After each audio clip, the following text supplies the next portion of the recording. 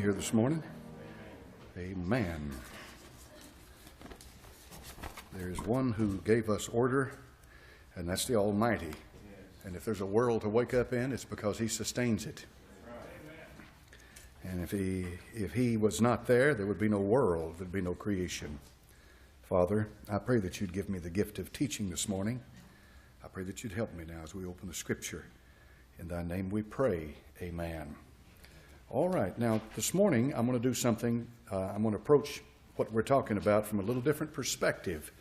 All of you are aware that just a few days ago we recognized the 14th anniversary of the murder of 3,000 people in New York City. They call it 9/11, and any American should be fully aware of what happened there.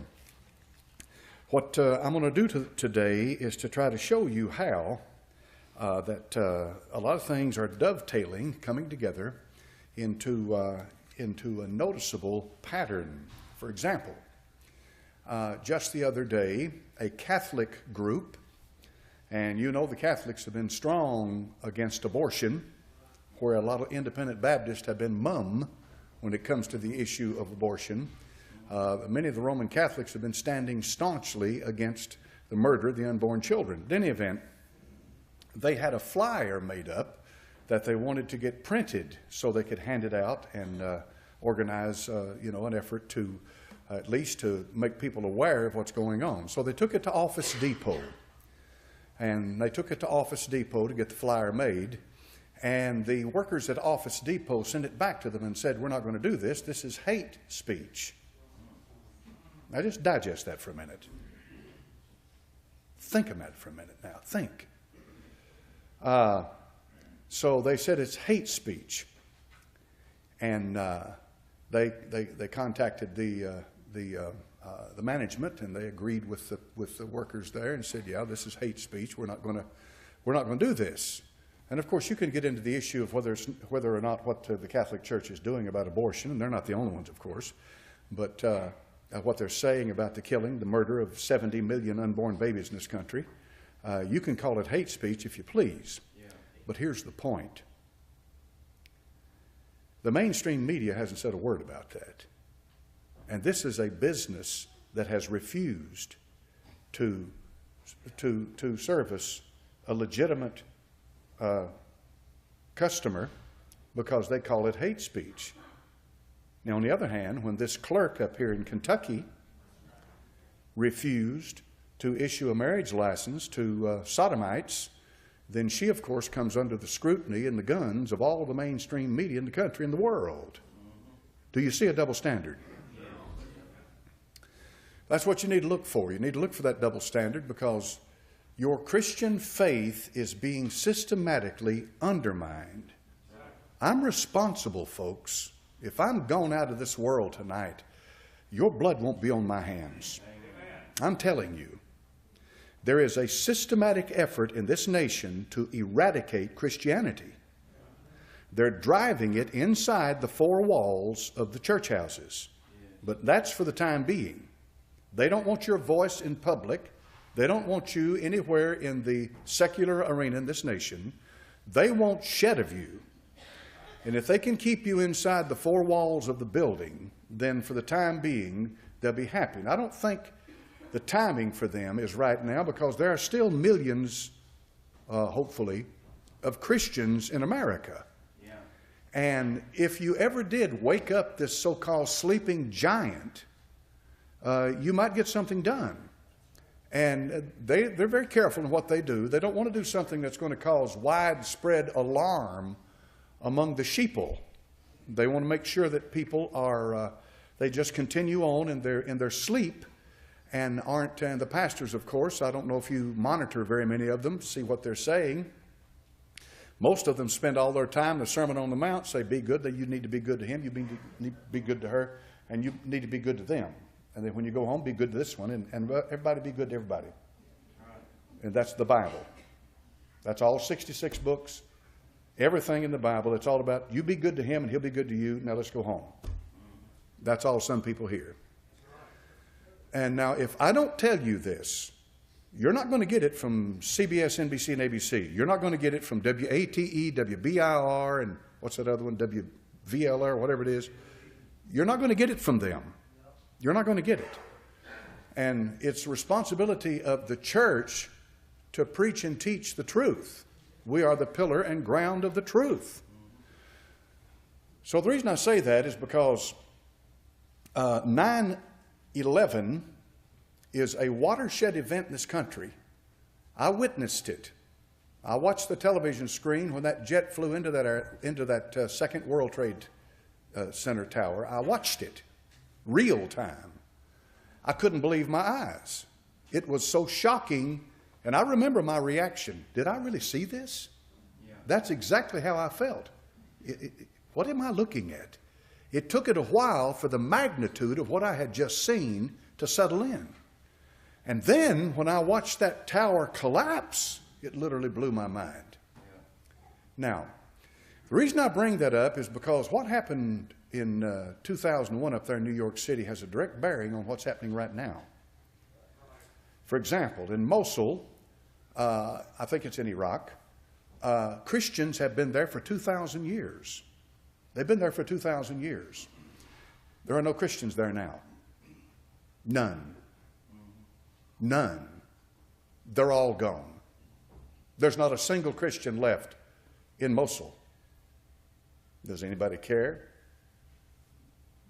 Do any of the reverends in America, you ever heard one of the reverends in this country say anything about the Christians in Mosul being all gone? Butchered? The women raped in front of their husbands? Children carried off? Sold into sex slavery? Made sex slaves?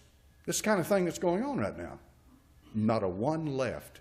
From an ancient Christian witness, a testimony that's been there 2,000 years. They're gone, folks. And that's being repeated all over Iraq and Syria. Right now, tens of thousands of refugees are fleeing into Europe. How many are aware of that? Tens of thousands, folks. They say that this is the largest mass movement of people since World War II. These are refugees. These people are driven from their homes. Now, here's the biggest problem with all this. Probably 90% of them are Muslims.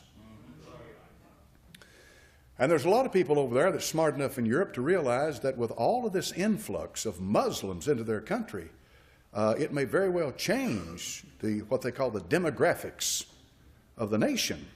And it will change. Because wherever they go, once they begin to dominate, it's their way or the highway. Now, that's a fact, folks. Yes, sir. They show a few children, but 90% of them are all men. I know it, yeah. And they're fighting among themselves. I read where the Syrian Muslims fighting the Afghan Muslim. And, that's all they do. That's what they do, folks. That's the reason they're fleeing now. They kill each other. And they're exporting that into this country. This country, I think, is going to take some now. What was the latest figure? 10,000? How many? 10,000. And then plus what's happening, over there in Europe. Yes, sir. Pastor, I've already heard that the Muslim clergy, they already have a new name for Europe. They now call it, among the Muslims, it's now called Arabia. Arabia. All right. Europe, Arab. Yeah. Arabia. Yeah. Okay. Well, there's two pieces of land on earth, and I can't remember. Harb is war, and there's the other, which is peace. And the land either fits in Harb or it fits in peace. You understand that Crane fell in Mecca and just killed a few hundred people. That is the most holy site in Islam, folks. The most holy. Mecca, Medina, and then Jerusalem, in that order. And so this just happened in Mecca. Now, let's talk about Muslims this morning, but I brought this up to show you, try to give you a pretty broad view of what's happening right now. So the bottom line is that when you go back and look at this, you ask yourself this question. Do you suppose when they did that up there in 9/11 that they moved our armies into Iraq, and they took down Saddam Hussein, and then they withdrew that they would create a vacuum, which of course would create this refugee situation, which of course would bring all of these people moving into Europe, which would bring destabilization and all of that. It doesn't take rocket science to know that when you take down a government, something's going to take its place. Something's going to take its place. These people who sing peace and kumbaya, folks, don't know anything about the human heart. The only reason they're not coming onto this shore right now and attacking you with their military force is because we've got a military force. Period. If you do not have the military power to stop them, they'll invade America. Who are they? Any country who wants to come over here and take your resources. They'll do it in a heartbeat. But anyway, when you go back and look at 9/11, you find some anomalies. There's some things going on there that just absolutely beg some questions. And I'm going to give you just a few. I'm certainly no expert on it, but these things have bothered me. But I'm going to give you the major bother of all of it. I firmly believe in my heart of hearts that there's a whole lot more going on than these Saudi Arabian hijackers flying jet aircraft into those twin trade towers and the official government line on what happened. In my heart of hearts, I just don't believe them. And I am joined with millions of other people who see it the same way. Now, here are just a few of them, and I'll cover these quickly. These buildings were built with steel. They're steel-structured buildings. And yet we're told that because the jet fuel was burning, what have you, that it melted the steel and caused these buildings to collapse within themselves. There are over 3,000, now get this, don't take my word for it, over 3,000 structural engineers and architects that absolutely rebuff and refuse that official party line. It takes over 2,700 degrees to melt mild steel. And you don't have anything in your home. If your home burned to the ground right now, it would not melt mild steel. That steel would still be standing when your home was burned to the ground. Because you don't, unless you have a blowtorch in there and an oxyacetylene setup where you can create that kind of temperature, it's not going to do it. Never before nor never since has a steel-structured building collapsed the way these two buildings collapsed up there in New York. And as they collapsed, they were literally turned to powder. You're talking about steel, folks. You're talking about steel thick. I don't know how thick some of those beams were. Enormously thick. And you can burn jet fuel from now till the Lord comes back, and you will not melt mild steel. It won't happen. And when I use the term mild steel, I'm not exactly sure of the structure of the building, what kind of steel, if it had been, a lot of different types of steel, how it might have been treated or what have you. But that's the bottom line. That bothers me. That bothers me. That bothers me. I have a problem with that. That tells me there's something going on here, especially since we have all these architects and engineers. These are men who know what they're talking about. They say you have been lied to. Steel structures don't collapse that way unless it is controlled demolition. With controlled demolition, you put explosives at certain points and bring it down. You've all seen the buildings come straight down. That's exactly what you saw in New York City, which of course begins to raise red flag. Number two, there are traces of explosive material have been found on the site. Yes. Number three, people witnessed molten metal flowing from the building. They want to say that it was aluminum. Aluminum, I think, melts at something like 900, 1,000 degrees, 1,200, somewhere in there. Far, not near as hot as steel. But from the witness and testimony, this was steel flowing, molten steel flowing from the building. Number four, firemen and other witnesses heard explosions. I've listened to the recording of explosions. I would believe a New York City fireman in a heartbeat over any politician in this country. Believe me. I would believe that fireman in a heartbeat or the policemen up there, because they lost policemen and they lost firemen when these two buildings collapsed in New York City. And I can't get it out of my mind, the thought that these firemen were called to that scene and they raced into those buildings and they went up the floors, totally unaware of the impending doom. That whoever did this knew that these firemen would come rushing into that building, courageous, courage. That's courage. They would be rushing into this building to go up there and try to save somebody, and yet they were heading to their own doom. And whoever dropped these buildings knew that. I call that first-degree murder. Number 5. Now listen carefully to this. Building 7. Building 7. How many of you know what I'm talking about when I'm talking about Building 7? It was, 40-story, 50-story, something like that. Sitting, I think it was not right on the spot, obviously. I mean, when I say on the spot, right bearing hard against it. But I forget exactly how far away it was. But it had some fires in it, all right? But all of a sudden, Building 7 collapses within itself, just like any controlled demolition. Now, I think it was CNN, BBC, some of the news media, started reporting the collapse of that building before it ever collapsed. Now, here's the thing. It begs the question. If that was a controlled demolition, which obviously it was, then it means that whoever did that knew those towers was coming down. That tells you there's a conspiracy going on. They knew the towers were coming down. They didn't know how many people would be in there. Nobody'd know that. But I don't know exactly the figure. They just call their names off, as they always do every year. And they show the family members and all with the photographs. And it's such a sad thing to people still cry and they hurt over their lost loved ones.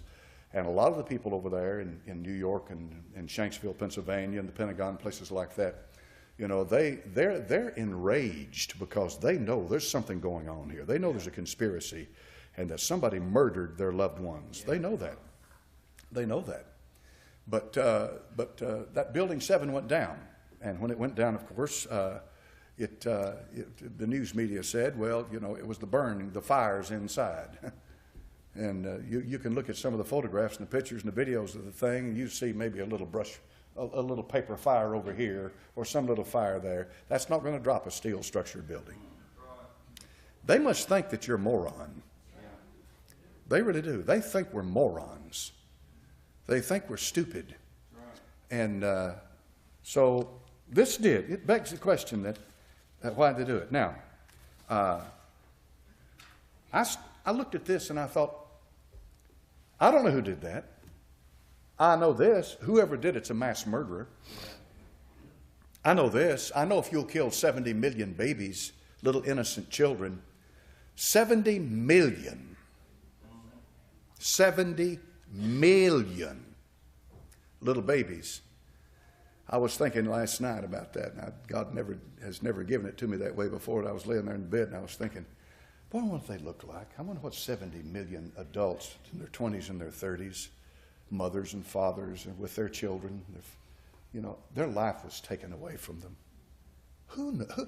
Who has that kind of authority? Does America have that kind of authority?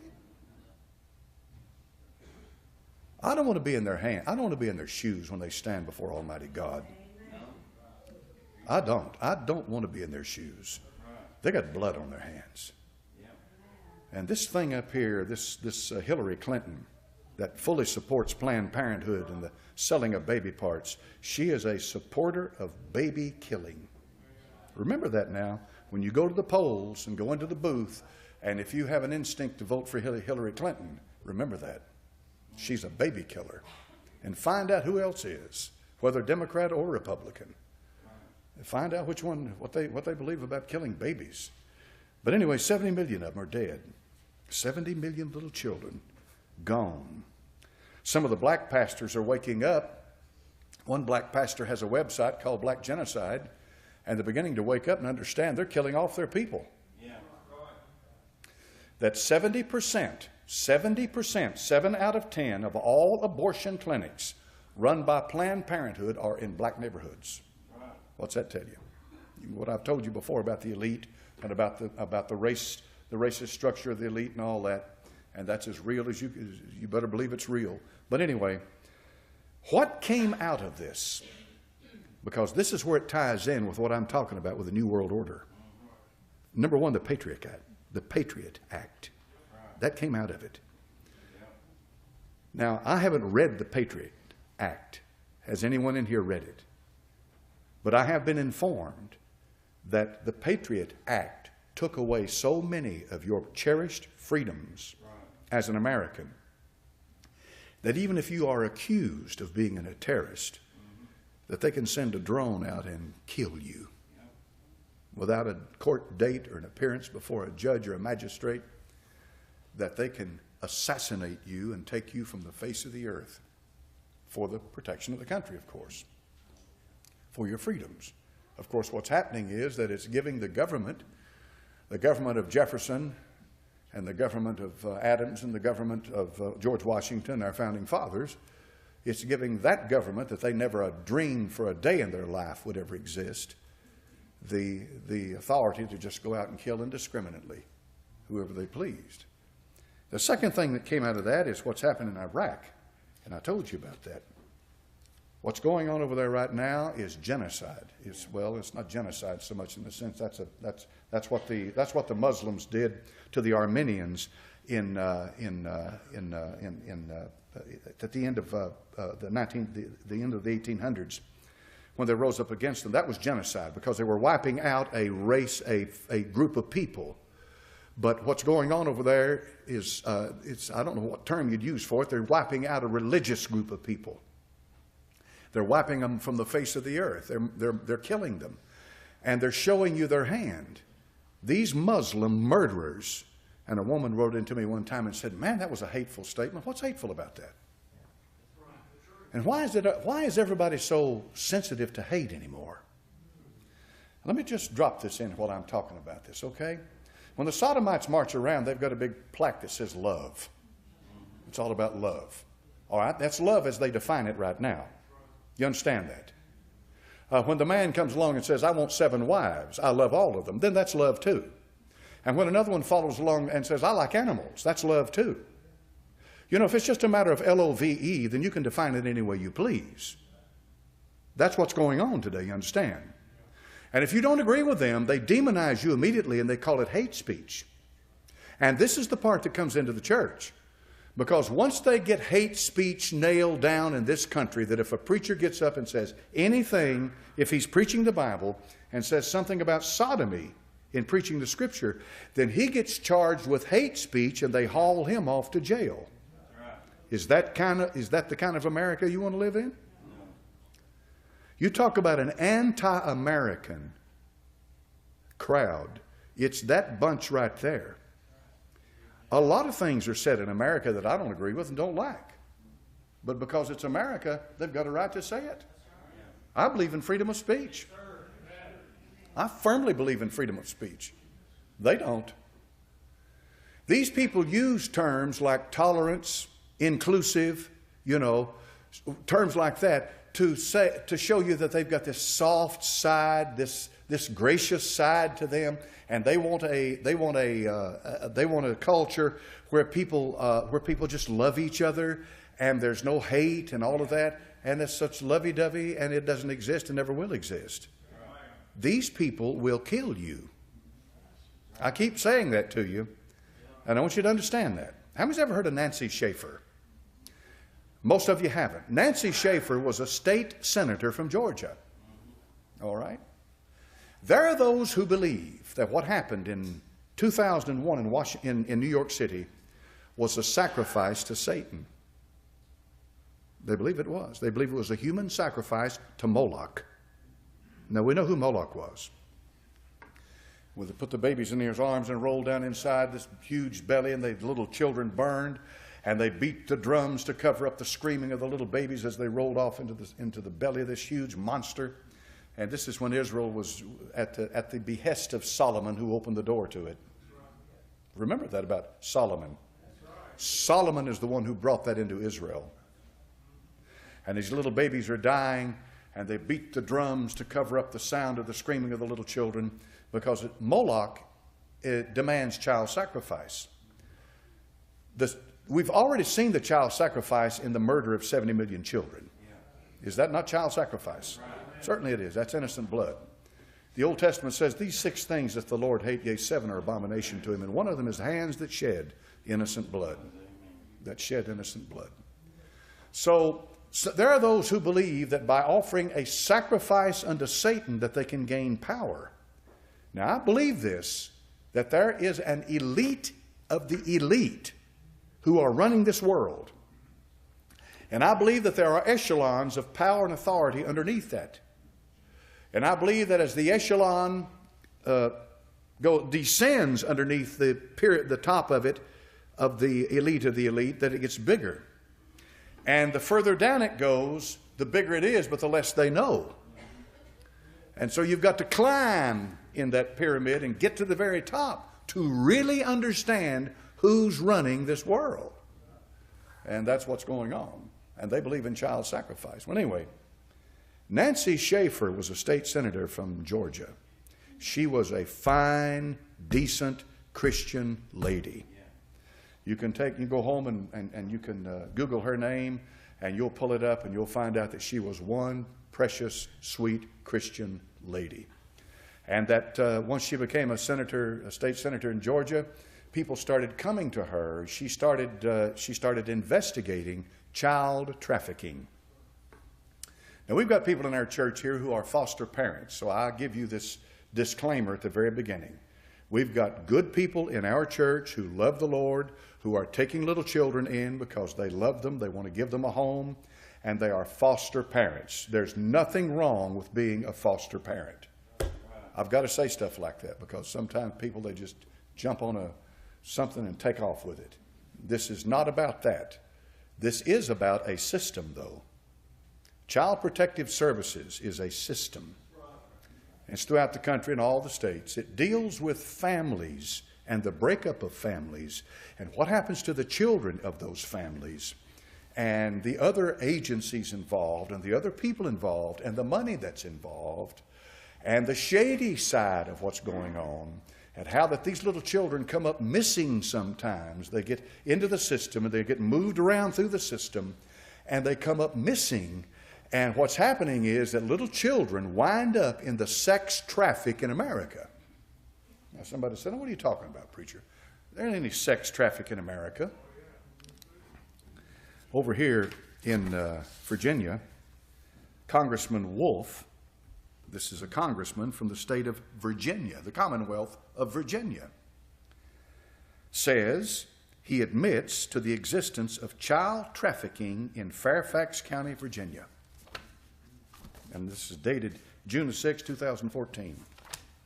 Now, the reason I mention that is because these little children, many of them are taken to be offered as human sacrifice in satanic rituals of child satanic ritual abuse. That's a mouthful. Yes, ma'am.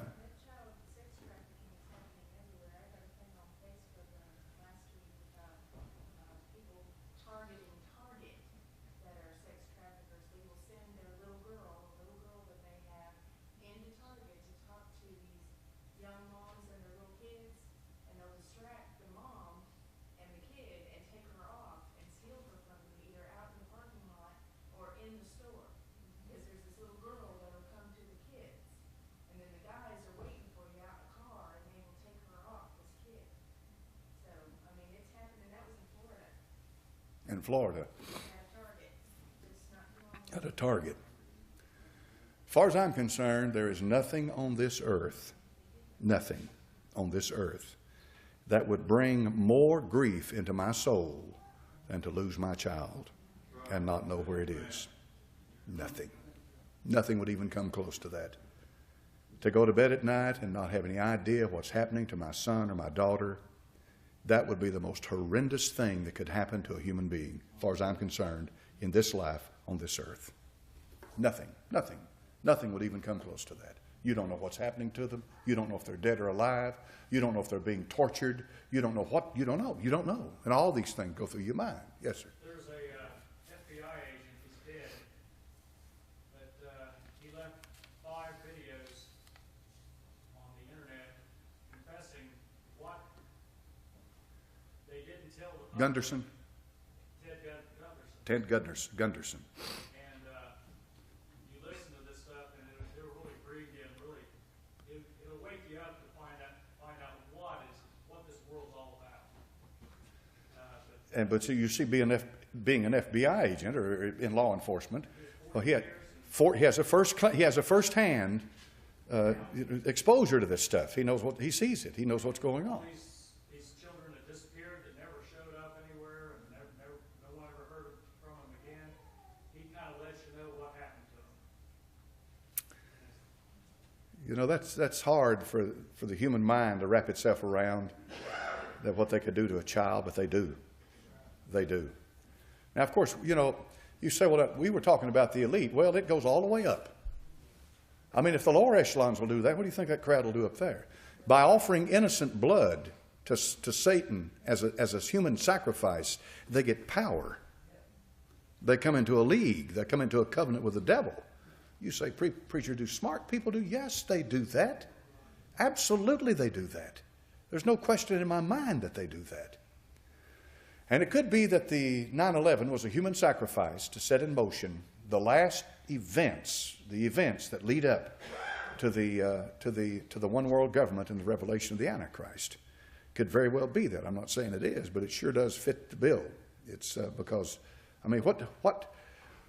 Here, ask yourself this question this morning.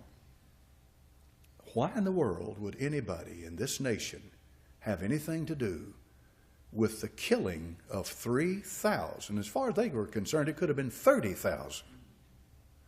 3,000 people. That's mass murder. And it was broadcast on television for the whole country to see. Mass murder. Why would they have anything to do with that?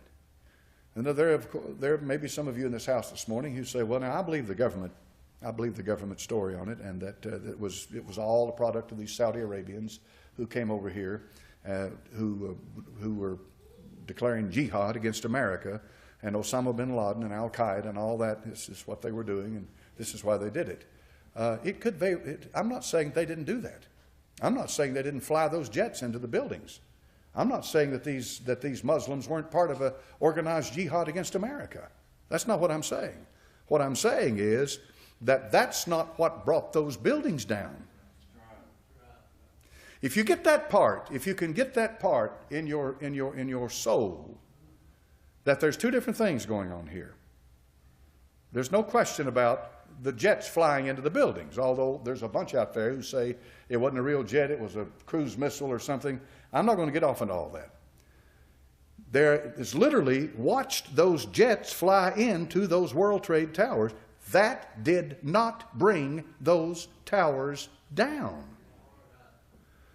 If it did not bring those towers down, that screams to high heaven, who did?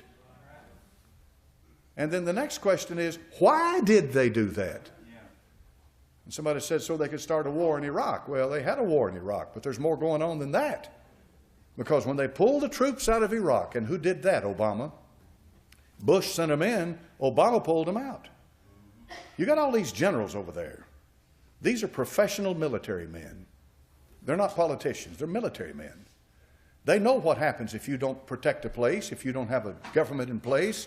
They know they know what to expect. They know the forces arrayed against them. They know the power structure. They know the pockets of resistance. They know all of that. The logistics of the thing, they know that. Surely you know that before Obama pulled all those troops out of Iraq, he was told by those generals, now look, if you do this, this is what's going to happen. And you know what? It happened. It happened. And for whatever political reason Obama might have had to do all that, the bottom line is the reality of the thing, the pragmatist view of it is simply this.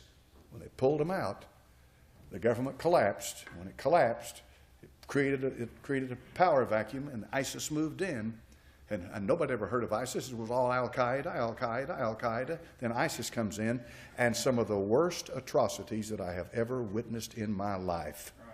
I've lived a while, and I've never seen such vicious murders that these monsters are perpetrating on the civilian populace. They're monsters. Yeah. What kind of a monster religion that they're in? They're monsters. These are savages. And they go into these old places like Palmyra over there. And Palmyra is an old archaeological site, buildings that date back thousands of years. A lot of it has to do with pagan religion and all that. But I like history and geography and stuff like that. That's the heritage of humanity. You can still learn a lot of things by looking at that. And these monsters go in there and they start blowing that stuff up. And it cannot be replaced. They are monsters. They are savages against society. Yes, sir. Pastor, isn't it marvelous the way that the enthusiastic volunteers from America that went over there and joined the ranks of the ISIS organization, they really took them a lot of extra training to become as violent as the others. You wonder about that, don't you? Well, I know one thing. If they go over there, they should never come back here. Right. You said that, sir, because of how easily American terrorists can become like the rest. Think about it. I mean, they're not ignorant of all the atrocities that these people are perpetrating, yet they want to go over there and be part of that. Right. What does that say about the human soul? Yeah. And a lot of these people are going over there aren't necessarily Muslims. They just want to be part of what's happening. They just want to kill. They want to kill. We've always had mercenaries, folks. A mercenary is a hired soldier. That's what he is. He comes in from a foreign country and he fights for you, not for your cause. He fights for money. A mercenary. We got these people over here that are going over there. They're not even being paid. They're just going over there for the blood. What's that tell you about America? Well, here's the bottom line. This is what I gave all this to you this morning for. There's an awful lot of people that believe the month of September, we're almost in the middle of it now, there's something big is going to happen in this month. I've given you this caveat that there may something big may happen in September, but it may not happen in September. We don't know. As far as the Lord coming back concerned, I would he'd come back right now. I would that he'd come back right now. But be very careful. Be very careful that you don't get caught up in some kind of a movement that starts setting dates for the second coming of Christ. You get in trouble, folks. You're going to get in big trouble. You're going to get let down, and it's not going to do anything for your faith. We don't know when the Lord's coming back. September may pass on and nothing happen. Yes, ma'am.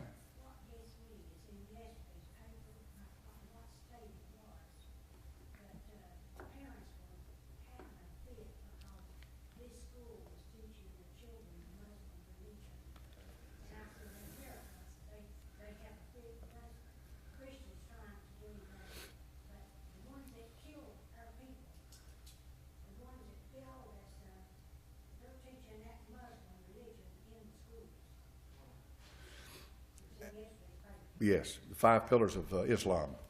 And they're teaching it. I'm not sure under what guise of what is, whatever they titled it, what kind of class structure it is. Certainly it's not about religion. I'm sure they approach it from a different perspective.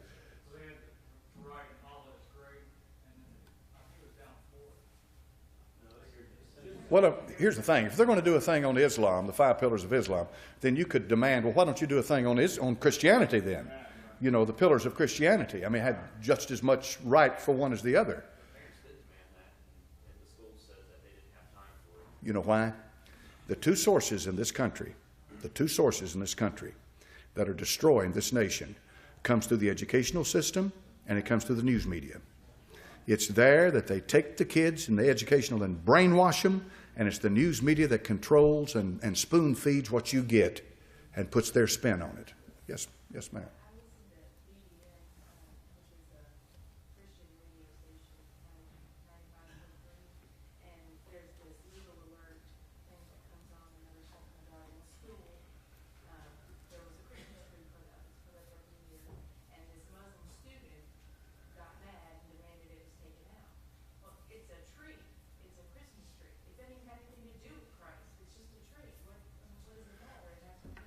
you are so right.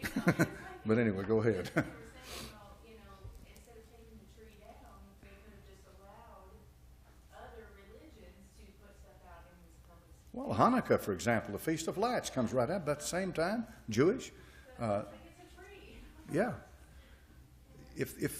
If they're going to give you the foundations of Islam, they need to give you the foundation of Christianity, and then Judaism, and then Buddha, and then Hindu, and on and on and on it goes. Either all or none, right?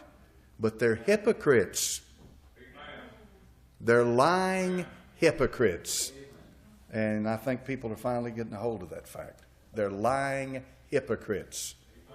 Harry Reid said that Christianity's had its chance, now let's give Islam their chance. Did he really say that? Yeah, he did. I'd load him up and take him to Beirut over there. Take him over to Damascus and let him out and see what kind of a chance he gets. We've been at war with Islam since... Oh, brother, have we ever? You better believe it.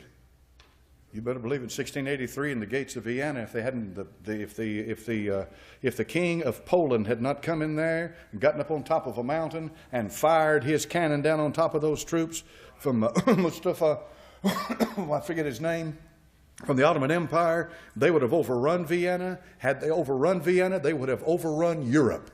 If they had overrun Europe, everything would be different today. They stopped them. Shores of Tripoli. We've been at war with them forever. Jefferson dealt with those Muslim pirates over there. We're giving in to them. We're surrendering. He sure did. It's been going on for a long time. Those Marines got on board that ship when they were fighting Tripoli. They put a big leather thing around their neck because they didn't want their throat cut. And so they'd fight those Muslims at Tripoli, and later they got the term leatherneck. That's where it came from, wearing those leather collars. Yes, sir. Preacher, didn't Albert White say that they were going to use the Muslims to bring in World War III? He might have. He certainly talked about World War III. But you know, right now, you got Russia, you got Iran sending troops to Libya, and you got everything ready for Gog and Magog. Yes, sir, you do, brother. I mean, we're right at the point. We're right at the precipice of it all. We're right there. We are right there. And I'm watching now what this crowd is getting ready to do. The Pope's going to speak to the UN. He's going to speak to the Congress. They're going to implement this 2030 Agenda 21 on steroids. All this is coming, and it's going to be here right at your door before you know it. Yes, sir. After knowing all this, we as a church, why are we not on our knees more praying for the lost, our neighbors, our friends, our families, co-workers? We know this now. We have heard it. How are we going to respond, and how are we going to stand before God?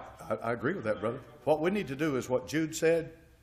Jude said, making a difference on some, pulling them out of the fire. It gets to the point, and we're at that point, I think, where it is no longer mass evangelization. That's for the tribulation period. We're at the point now where there's just a few here and a few there, here and there, here and there, that are going to get saved. The body of Christ is just about finished. It's just about made up. And it's